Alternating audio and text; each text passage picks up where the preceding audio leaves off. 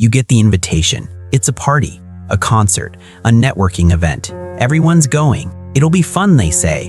And your entire nervous system just said no in a language you didn't know you spoke. Not because you hate people, not because you're antisocial, but because your brain just ran the numbers and decided that 2 hours in that crowd will cost you 3 days of recovery. And honestly, it's not worth it. If crowded places make your skin crawl, if you genuinely rather do almost anything else than be surrounded by strangers in a loud room, this isn't about fear. This isn't about being damaged. This is about how your brain processes the world, and it's time someone explained why. Let's start with what actually happens when you walk into a crowded space, because for most people, their brain has a built-in filter. It samples the environment, picks up on a few things, and ignores the rest. Background noise, deleted. Random conversations, irrelevant. Flickering lights, not important. Their nervous system is on low power mode, conserving energy, letting most of the input slide right past. Your brain doesn't have that filter. Or more accurately, your filter is broken in the opposite direction. It's too good. It catches everything, every sound, every movement, every face, every shift in energy. You walk into a room with 50 people and your brain tries to process all 50 people simultaneously, not because you want to, but because it can't not. Psychologists call this sensory processing sensitivity. It means your nervous system is wired to notice details others miss entirely. The fluorescent light that's buzzing slightly, the person 3 conversations over who just changed their tone, the way the temperature shifts when someone opens a door. You're not imagining it. You're not being dramatic. Your brain is genuinely recording all of it in real time. And here's what makes it overwhelming. This isn't just observation. It's involuntary analysis. Your brain doesn't just see that someone's uncomfortable. It tries to figure out why. It doesn't just hear the music. It tracks the bass, the lyrics, the shift in volume, and how all of it is interacting with the 50 other inputs competing for your attention. You're not choosing to do this. Your nervous system is doing it automatically. And it's exhausting. Research suggests that about 15 to 20% of people have this heightened sensitivity, which means most people genuinely don't understand what you're experiencing. To them, a crowded room is just noise. To you, it's 1,000 separate signals, all demanding to be processed at once. And your brain, trying to be helpful, is attempting to make sense of all of it, because historically, that's what kept people like you alive. Thousands of years ago, the people who noticed everything, who heard the predator before it arrived, who sensed danger in the details, those were the ones who survived. You're not broken. You're the descendant of the people who paid attention when it mattered. But the modern world wasn't built for people whose brains work like this. It was built for people who can tune it out. And you can't, not without significant effort, not without a cost. Now let's talk about what's happening emotionally, because it's not just sensory input you're managing, it's emotional input. When you're in a crowd, you're not just around people, you're around their energy, their stress, their excitement, their anxiety, their performance. And if you're someone with high emotional sensitivity, you don't just observe that, you absorb it. Your brain has what neuroscientists call hyperactive mirror neurons. These are the cells that allow you to feel what others are feeling, empathy in its rawest form. But in a crowd, that system goes into overdrive. You're not just managing your own emotional state. You're inadvertently picking up on everyone else's. The person next to you who's anxious, the group across the room that's pretending to have fun but isn't, the underlying tension that no one's talking about. You feel all of it, and your nervous system treats it like it's your responsibility to process. This isn't weakness. This is your brain being extraordinarily good at something most people barely do at all. You read rooms, you sense subtext. You know when something's off before anyone says a word. That's a profound skill. But in a crowded space, it's also a burden because you can't turn it off.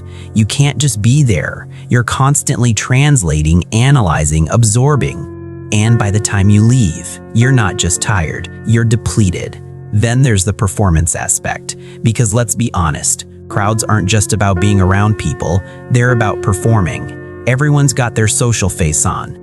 The I'm having a great time face, the I'm totally fine face, the everything's perfect face, and you can see through it. Not because you're judgmental, but because your brain is too good at reading what's actually happening beneath the surface. You see the forced smiles, the exhaustion people are hiding, the conversations that are just filling space, and you can't unsee it, which means you're stuck in this loop where you're aware of the performance, aware that you're also expected to perform, and aware that none of it is real.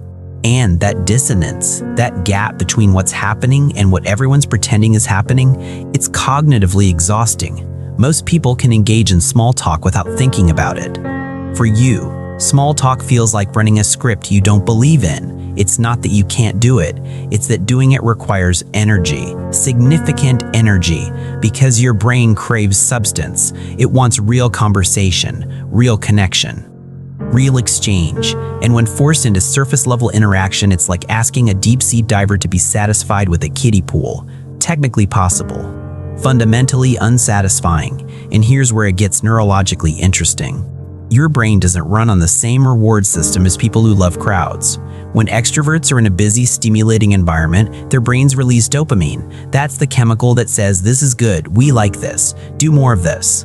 Your brain? It runs on a different system. Instead of dopamine, you get your reward from acetylcholine, a neurotransmitter that activates when you're in calm, low-stimulation environments, when you're thinking deeply, when you're alone.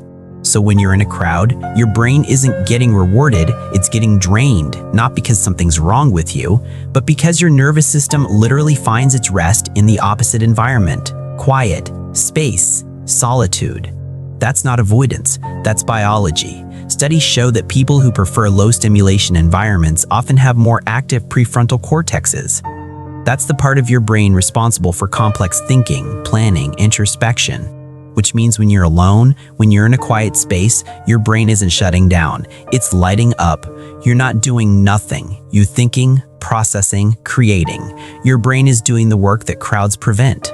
But here's what society won't tell you. There's nothing wrong with that. There's nothing wrong with needing less stimulation.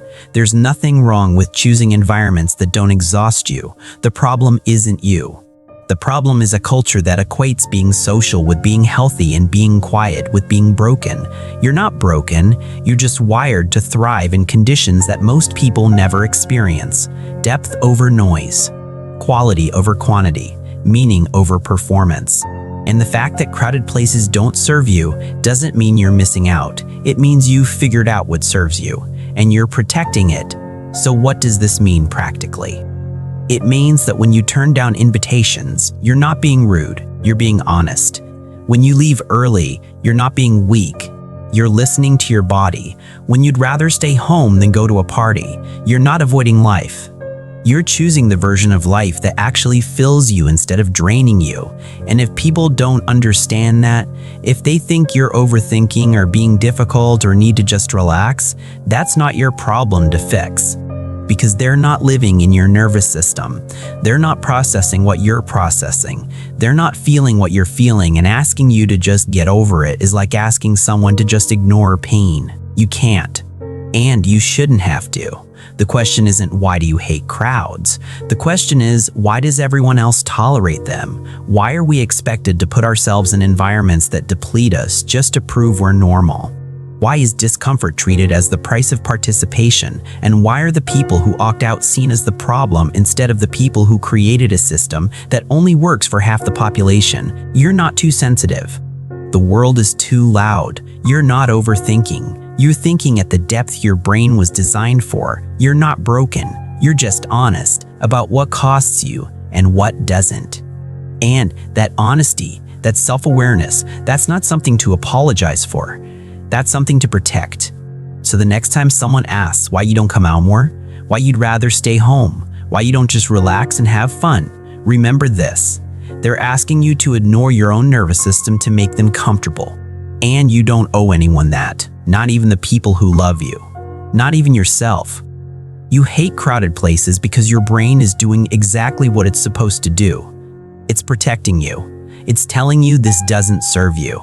It's giving you information. And the wisest thing you can do is listen. You're not missing out, you're opting out, and that's not the same thing.